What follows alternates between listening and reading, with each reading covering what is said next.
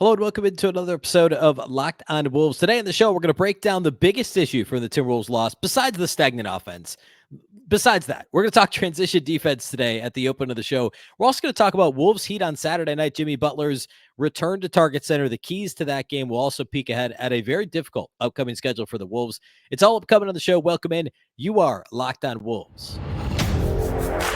You are Locked On Timberwolves, your daily Minnesota Timberwolves podcast. Part of the Locked On Podcast Network. Your team every day.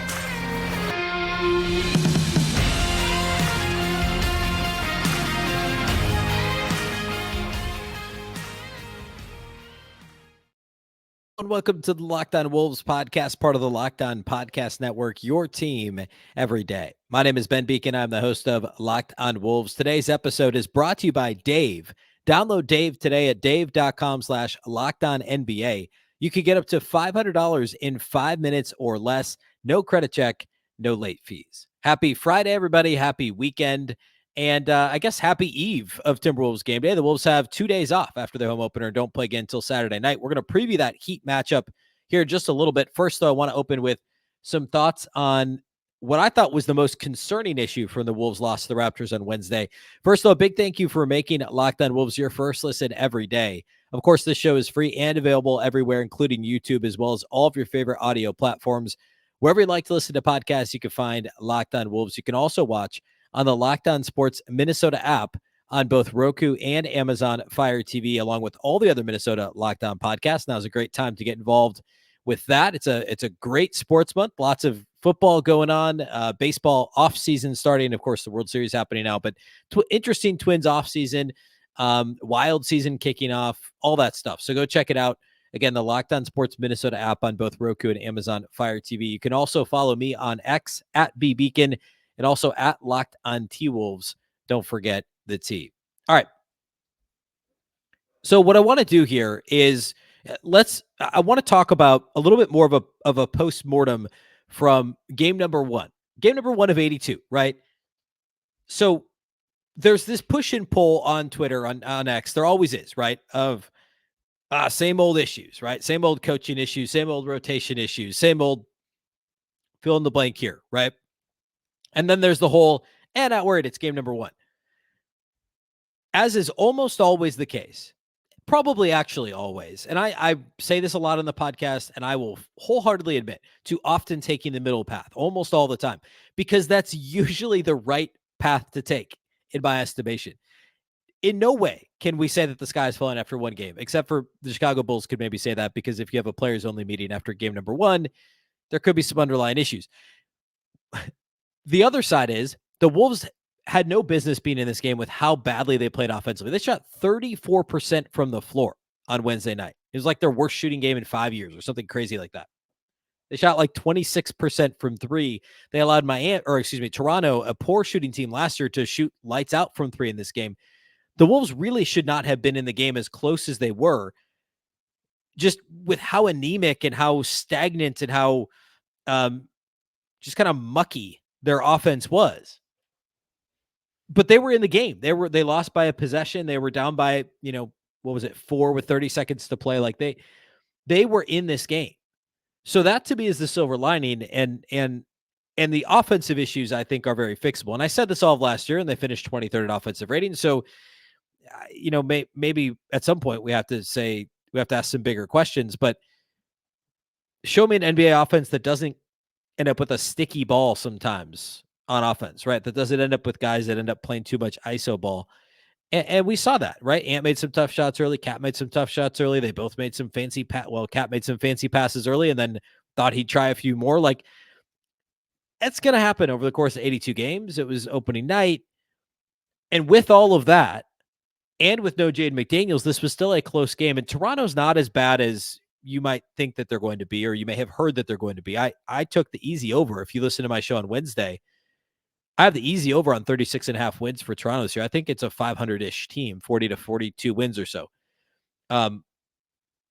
So all that to say, winnable game, certainly. And yes, the Wolves should have won, but the sky is not falling after one game. The shot selection will improve at some point, and there's going to be some growing pains it just shows how very talented, especially Ant is, as badly as he played, to put up the line that he did and to keep going back to the well and making enough shots to be competitive. Like, his shot selection was pretty bad in this game, and yet the Wolves were right there. So that's all fixable.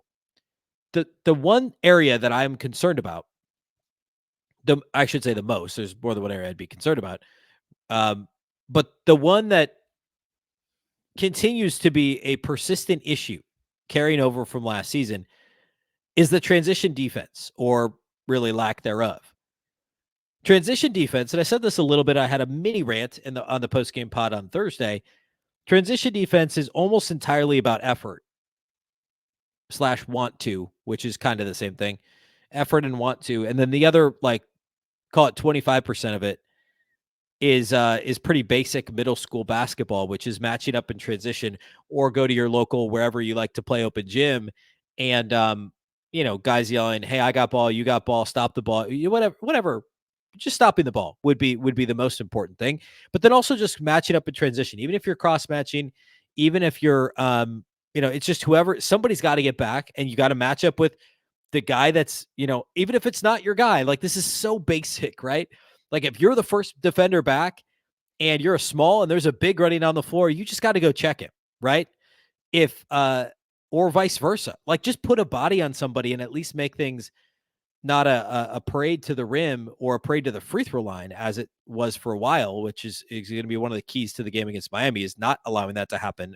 The parade to the free throw line, I mean. What was it, 30-14, I think, fast break points? Wolves Raptors the other night. Wolves transition offense is another topic, albeit related. Like last year, what were two of the biggest issues? It was Wolves transition offense and Wolves transition defense, right? The half-court defense was great.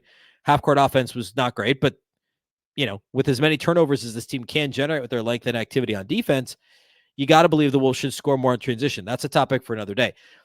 Transition defense is about want to, communication, effort level, and basic middle school level basketball knowledge and execution. And these guys are pros, and I don't, I don't often just say, like, I don't like to say outlandish things like, "Hey, this isn't hard," but, like, it really isn't, right? It's getting back, it's matching up, it's finding somebody to check, put a body on somebody, and at least make them work for it.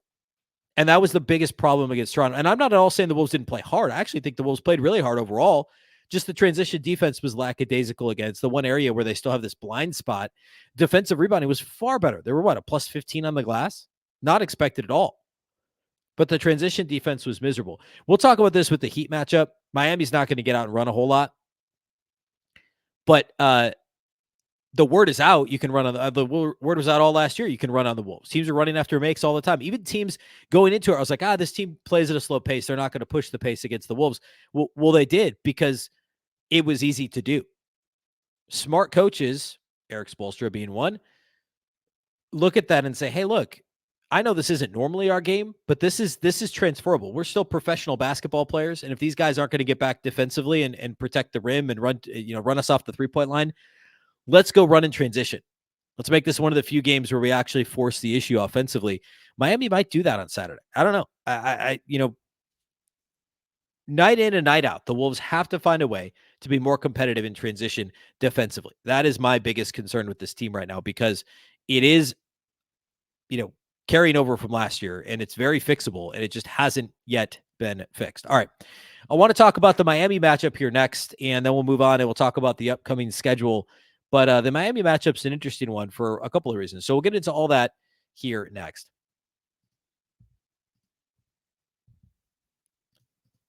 Today's episode of Locked On Wolves is brought to us by our friends over at Dave. Finances can be so intimidating, and that's why you need Dave. Dave can make managing your money so much easier with an interest-free extra cash advance, fee-free goal tracking, and easy ways to find a side hustle to make more money. Dave is the banking app that's leveling the financial playing field. When you download Dave, you can get up to $500 in 5 minutes or less. No credit check, no late fees. It's part of Dave's extra cash account. Advance the money you need with no interest, and then settle up later. Extra cash gives you more money to buy groceries, fill your tank, finally get your car repaired, or catch up on bills without having to wait for your next paycheck. You can even build credit when you settle up on time. Millions of people have already downloaded the Dave app. to make their finances easier. Download Dave today at dave.com/LockedOnNBA. That's dave.com/LockedOnNBA. You could get up to $500 in 5 minutes or less. No credit check, no late fees. Download the Dave app now or go to dave.com/LockedOnNBA. For terms and conditions, go to dave.com/legal. Eligibility criteria and instant transfer fees apply. Banking services provided by Evolve, member FDIC. Today's episode is also brought to us by our friends over at Jase Medical. The Jase case is a personalized emergency medication kit that contains 5 essential antibiotics that treat the most common and deadly bacterial infections. The Jase case is a must-have if you're traveling at all this fall, winter season. Of course, weather's so unpredictable, and even if you're not going very far, it's always way better to be prepared than unprepared. And not to mention the times that we're living in, all the crazy stuff going on in the world. Obviously, lots of domestic tragedies, all the unrest overseas. We're not far removed from a pandemic, reliance on China, supply chain that came out of that pandemic, et cetera. There's so many things that could allow us to feel unsettled in today's world. So why be unprepared? And especially if you've got a family, people relying on you, make sure you have a Jase case. The Jase case provides, as I mentioned, 5 life-saving antibiotics for emergency use. All you have to do to get a Jase case is fill out a simple online form. In some cases, you might jump on a quick call with one of the board-certified physicians, but you can get ongoing care from their physicians if you need to on any treatment-related questions. The whole thing is doctor-created and doctor-recommended. Again, the main thing is just don't be caught unprepared. Everyone should be empowered to care for themselves and their loved ones during the unexpected. Go to jasemedical.com and enter the code LOCKEDON at checkout for a $20 discount on your order. That's promo code LOCKEDON at Jase Medical, JASE medical.com.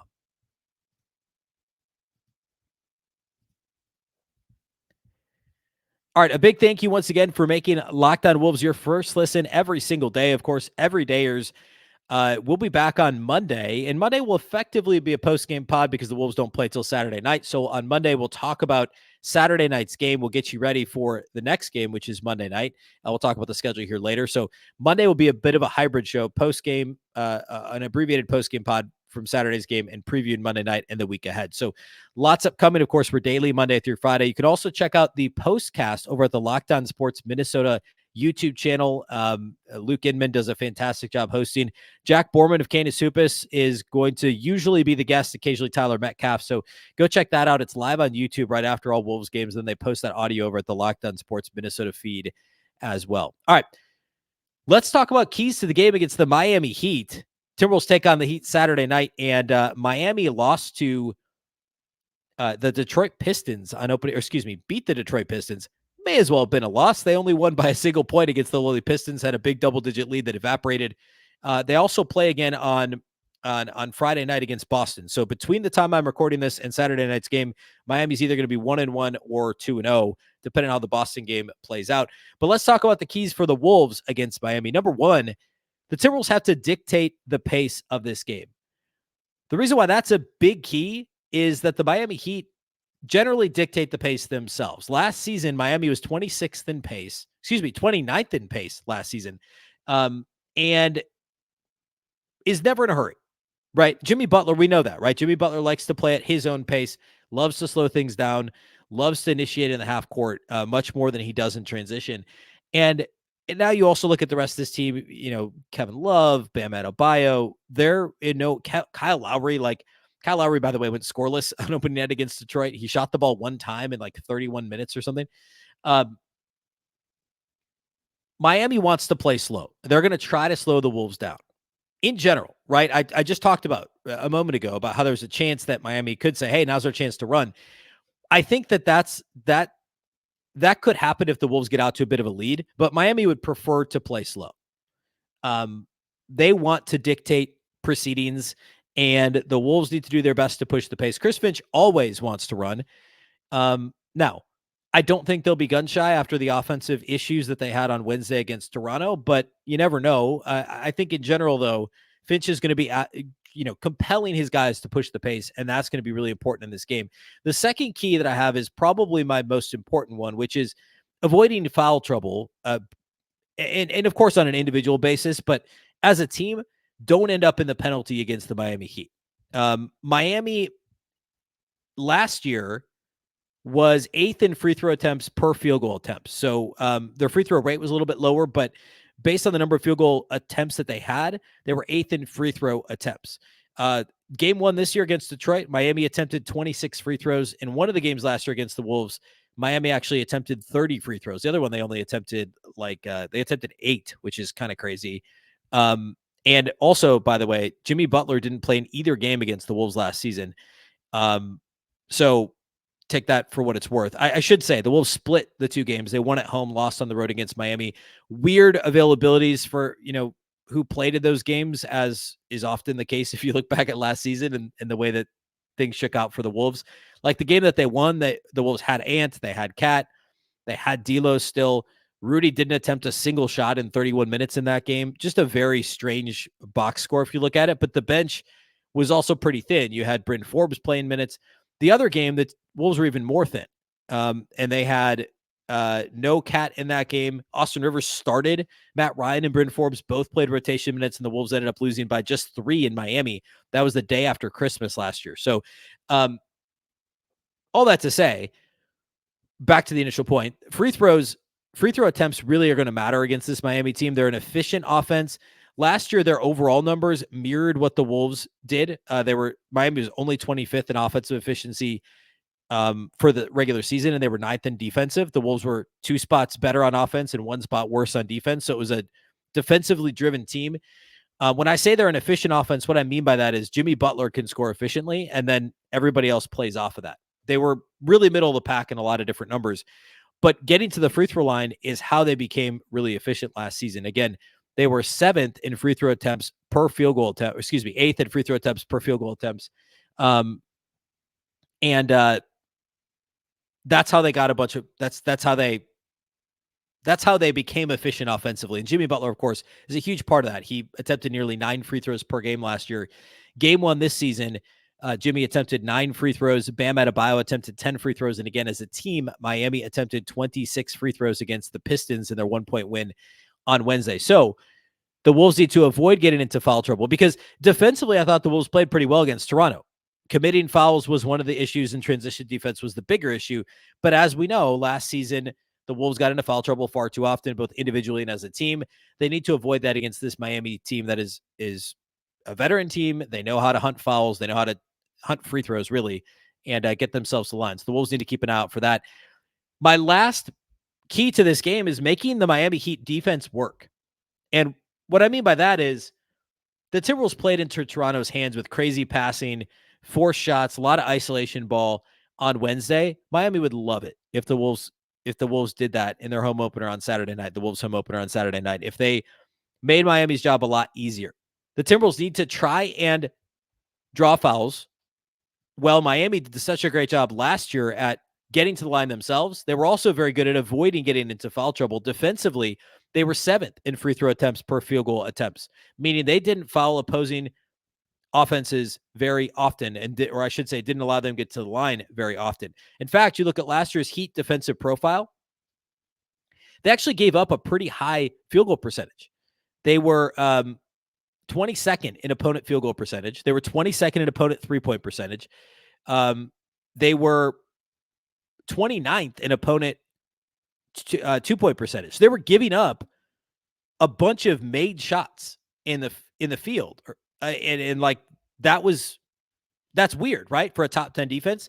Well, they were number 2 in turnover rate. They turned opponents over a ton. They're number 5 in defensive rebound rate. So they're not allowing opposing offenses to get second chance opportunities. And as I mentioned, they were 7th in free throw rate or free throws per field goal attempts. So they don't foul, they don't allow second chance points, and they turn you over. Doesn't matter that, I should say it doesn't matter. They were, I guess I listed off the 2-point and 3-point percentages, field goal percentages for opponents. They were 25th in opponent effective field goal percentage. Opponents had an effective field goal percentage of 56.1% last year against Miami. So if you can not be sloppy with the ball and you could find yourself open, you can knock down a shot against the Miami Heat, at least last year's version, which this year's version is, of course, very similar. So don't turn the ball over. Make them work. Make them contest your shots. The Wolves aren't going to shoot the ball as badly as they did on Wednesday. They're not going to shoot 34% again from the field, or 26% from 3 again, most likely. They're just not, right? Like, that's not going to happen 2 games in a row. This team is too talented. So make Miami's defense work. Make them move their feet. Don't play into their hands like the Wolves did against Toronto. There are some similarities in terms of length and things like that with Miami's roster. I mean, it's obviously not quite as formidable as Toronto's, but Bam Adebayo is a big dude. Jimmy Butler's got some length to him. Tyler Hero's got some length to him. A couple of their bench pieces do as well. They've got a couple injuries too, but make Miami get outside their comfort zone, make them play fast, make them work hard, and don't allow them to get to the line very easily, or very often, I should say, very frequently in this game. And the Wolves should find themselves in a decent spot. All right, let's close the show by peeking at the upcoming schedule, and I'll give a bit of a prediction for the next week here and how things play out. Of course, the availability of Jaden McDaniels will certainly be important when it comes to that as well. So we'll do all that here next. Today's episode of Locked On Wolves is brought to us by our friends over at PrizePicks. PrizePicks is the largest independently owned daily fantasy sports platform in North America. They are the easiest and most exciting way to play DFS. It's just you against the numbers. You're battling instead of battling against thousands of other players, it's just you and the numbers. There's no pros and sharks involved. You pick more or less than your different player stat projections, and you can watch your winnings roll in there. PrizePicks is the most fun that I've had playing daily fantasy. You can win up to 25 times your money, and this football season is a great time to get involved. You can also do cross-sport matchups. So, like, for instance, the Wolves don't play on Sunday this week, but if they did, I'd say, you could take Jordan Addison 50 or more receiving yards with the Vikings. And in the absence of Justin Jefferson, you could take Karl-Anthony Towns over 18 points or whatever that line is going to be. You could also just stick with football and say 50+ yards for Jordan Addison and 2+ touchdowns for, passing touchdowns for Lamar Jackson. A ton of fun to do both cross sports and also double up on the same sport. Now, by the way, PrizePicks also offers Apple Pay for quick and easy deposits into your account throughout football season. Plus, there's a PrizePicks reboot policy. Your entries stay in play even if one of your players gets injured. For NFL games and college football, top 25 matchups, if you have a player who exits the game in the first half and does not return in the second, that player is rebooted. PrizePicks is the only daily fantasy sports platform that has injury insurance. Go to prizepicks.com/LockedOnNBA. Use the code LockedOnNBA for a first deposit match up to $100. That's prizepicks.com/LockedOnNBA. Code LockedOnNBA for a first deposit match up to $100.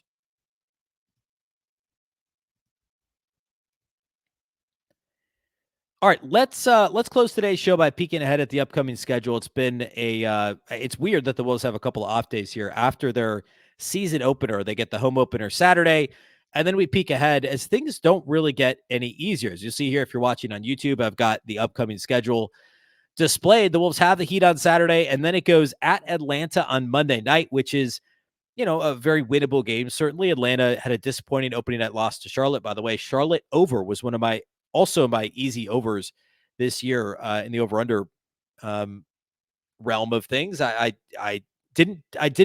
If I had to pick on Atlanta, I would have taken a slight under, but I think their over-under was about right. I think Charlotte was an over. So that didn't shock me that they beat Atlanta on Wednesday. So anyway, at the Hawks Monday, next Wednesday, the Wolves host the Denver Nuggets in a rematch of last year's first-round series. That'll be a ton of fun. Denver winning in L.A. on opening night, or actually winning at home against L.A. on opening night when they got their rings.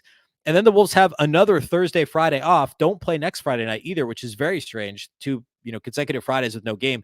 Next Saturday night, the Wolves take on the Utah Jazz at home, and then on Monday, the following Monday, the 6th, so a week from Monday, they take on the Boston Celtics. So if you look at those 5 games, the Wolves will likely be favored at Atlanta. They should be favored at home against the Jazz. They will be underdogs in the other 3, undoubtedly. The Heat game, I guess, depending who's available, likely they'll be underdogs. I tried to look, by the way. FanDuel does not have the lineup for Saturday's game. I'm recording this late on Thursday, so no line yet on FanDuel that I can find. So we will see how that shakes out, but I would imagine the Wolves are underdogs in 3 of the 5 games. I got to believe they win 3 of the 5, though. I think that beating the Heat Saturday is a real possibility. I think Miami's maybe not quite as good as people think. They should beat Atlanta. They should beat the Jazz. The Nuggets and Celtics would be obviously the 2 games that I'd be most concerned about. I think the Wolves would be pretty significant underdogs in those 2 games. So if they come out of this 5 and their record is what would that be? 3-3, I guess. Like, that's not the worst thing. I mean, it's not the best thing either, but this is a gauntlet, right? And then things get a little bit easier. If you go on down further, there's some very winnable games as you get further down the schedule. But to get out of that first 6, 3-3, it is going to be like, I think that'd be a reasonable goal to have, especially after dropping the game in Toronto. Then you go home for New Orleans, which is a game the Wolves. I mean, New Orleans won opening night. That's a game the Wolves should win, though. At San Antonio, same thing. 2 games at Golden State, at Phoenix, at New Orleans. I guess it doesn't get that much easier at all. It doesn't really soften up until you get to like the week of Thanksgiving. You have Oklahoma City, Utah, Charlotte, New Orleans, Dallas, Pacers. Those are all games that the Wolves could legitimately win. But the first like 10, 12, 15 games are real tough. So all that to say, it's imperative that the Wolves are competitive and not just competitive, that they come out with a win on Saturday against Miami. I didn't even talk at all about the Jimmy Butler. I don't know. What do we say about Jimmy Butler at this point, right? On the Minnesota basketball party that we do every Wednesday, and if you are subscribed to this feed, the audio feed, Wednesday, usually afternoon, we post the Minnesota basketball party with myself and Jack Borman, the editor-in-chief over at Canis Hoopus, and then Reggie Wilson, the KARE 11 sports anchor, and Ron Johnson from the Ron Johnson Show. We all talk Wolves basketball Wednesdays, and we've had a couple of different Jimmy Butler segments over our first 4 shows. One of them about his media day choices, and then also this week we talked about Wolves Heat Saturday and this kind of villain heel role that Jimmy Butler's taken on, and I think it's really fascinating. That's one of those, Jimmy's one of those guys that does it for him, right? Like that gives him that additional edge. I think I compared him on the show to Aaron Rodgers in terms of having a chip on his shoulder. He's got to have something to motivate him. He's got to have somebody to be mad at. And of course, in media day, if you somehow missed it, he listed the teams he's played for and completely skipped the Timberwolves and said something to the effect of that other place that I played, I won't mention. There's no reason for it other than he's trying to get a rise out of somebody, right? Like, as I said on Wednesday on the basketball party, like Tibbs isn't here. Wiggins isn't here. The only player is Karl-Anthony Towns. Like why? What's the point? But that's Jimmy being Jimmy. So there's that layer on Saturday as well. That should be a lot of fun. Home opener Saturday night. Target Center is going to be ready to go, to say the least. So again, we'll do the live postcast will be over at the Locked On Sports Minnesota YouTube channel. If you have not subscribed, please do go check out our friends Luke Inman and Jack Borman. Well, Saturday, maybe Tyler Metcalf, who is, I believe, also still at Canis Hoopus, but a really good analyst. Follow him on Twitter as well. And that's Saturday. And then the postgame pod that I'll do, that'll post Monday, early Monday morning. And then Tuesday will be the postgame pod from Monday night's game against the, let's see, who do they play Monday night? That's the Hawks game. So consecutive postgame pods Monday and Tuesday. And we'll get you through the rest of the week, preview those matchups as well individually as we roll through week 1 and 2 of the Timberwolves season. All right, that's all I have for today here on the show. A big thank you once again for making Locked On Wolves your first listen every day. Of course, this show is free and available everywhere you listen to your podcast. You can also watch on YouTube and on the Locked On Sports Minnesota app on both Roku and Amazon Fire TV. You can also follow on X at Locked On T-Wolves and at Beecken with 2 B's, 2 E's, CKEN. Of course, the Locked On Wolves podcast is part of the Locked On Podcast Network. Remember, the Locked On Network is your local experts on all the biggest stories. Once again, I'm Ben Beecken. This is the Locked On Wolves podcast, and we'll catch you next time.